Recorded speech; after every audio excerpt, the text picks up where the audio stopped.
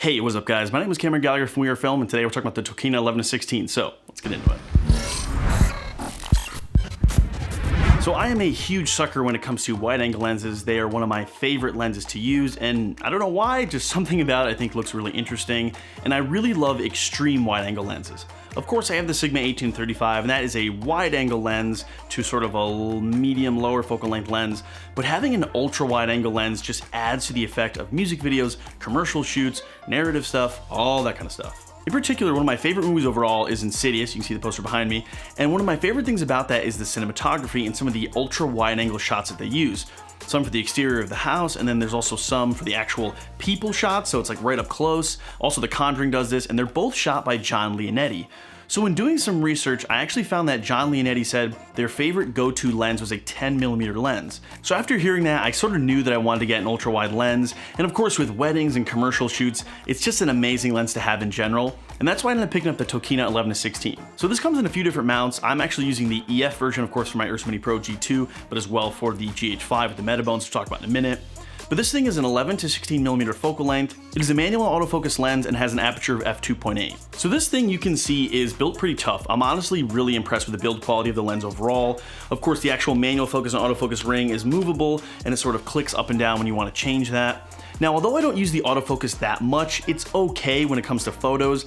Video, it's not as great, but I will say it is good for photos. So if you're getting this for a photo camera, of course, it's really not that bad and the autofocus is okay. But again, going back to the build quality, this thing just feels tough. The way the focus and zoom ring move, it's just very smooth. It just feels quality, especially at the price point of this lens, which is around $500. Now, this is the second version. There is a first version of this lens, and although I've never used that, I've heard it's pretty similar. So if you can pick that up for cheaper, definitely do that. But overall, the second version is the one I'm going to be talking about today. So you might be thinking f2.8, well, that's not a massively fast lens or something that's going to be great in low light, but to be honest with you, in most cases, f2.8 is more than what you need, especially on a wide angle lens like this. Obviously on an ultra wide lens like this, you're probably not going to be doing many low light shots, but even if you are, 2.8 is still pretty sensitive in the scheme of things, and it's going to give you that much light that you can use in, again, most scenarios. So where would you use a lens like this? Well, we'll first talk about my favorite, which is the narrative filmmaking.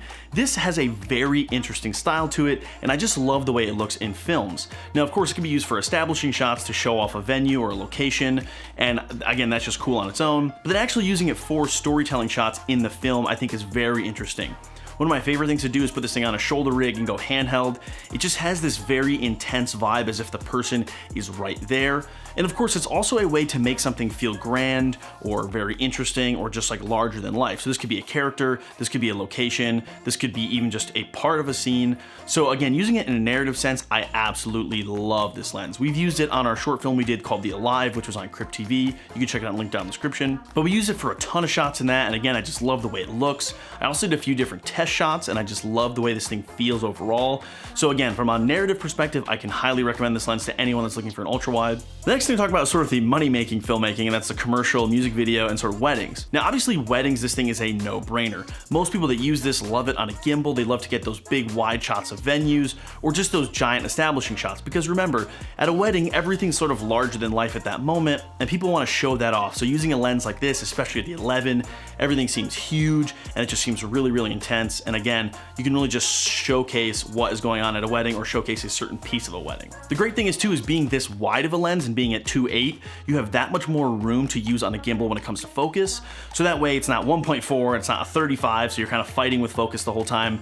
Having this on a gimbal makes it really easy to get those moves, keep it in focus, and of course just create something that looks awesome. Now when it comes to commercials and music videos, this thing is a no-brainer again. When it comes to those big wide shots, whether it's handheld or it's on a stabilizer or a gimbal or whatever type it may be. One thing that we did recently is I actually shot a music video using this, and we did this kind of trippy, crazy effect where we had this at full 11mm, completely wide open, and we had it handheld, and we were getting very close to the actual performer, and it just has this really cool, weird look to it that just sort of is surreal, and it just adds this kind of intensity to it that it wouldn't really have if it was shot on a 50 or 75mm lens. Now again, this thing also is a still lens, so if you want to do landscape photography or some type of photography where you wanted to use ultra wide lenses, again, this thing's awesome. I really don't have much more to say about that because I don't use it that much for that, but the photos from this thing do look awesome and they are very cool. So overall, I've been super happy with the Tokina 11-16. It is a great ultra wide lens for anything, whether it comes to narrative filmmaking, wedding filmmaking, commercial, corporate, music video, all that kind of stuff. I've been very happy with this lens, and one of the biggest things is the price point.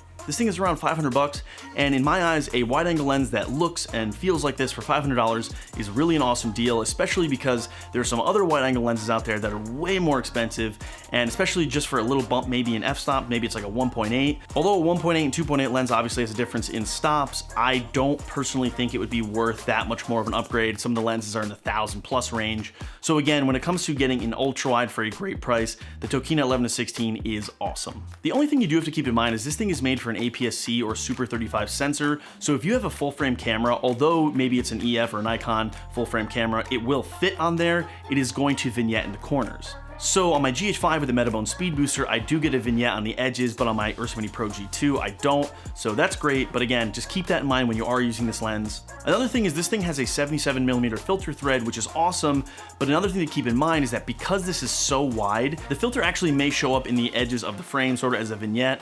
So just keep that in mind when you're using filters. I would recommend not using filters, but if you have to, it's a 77mm thread, so it's pretty standard. So I'd love to know what your favorite ultra wide lenses are down in the comments. But anyway guys, thanks for watching. Be sure to like, comment, subscribe, and I'll catch you guys later.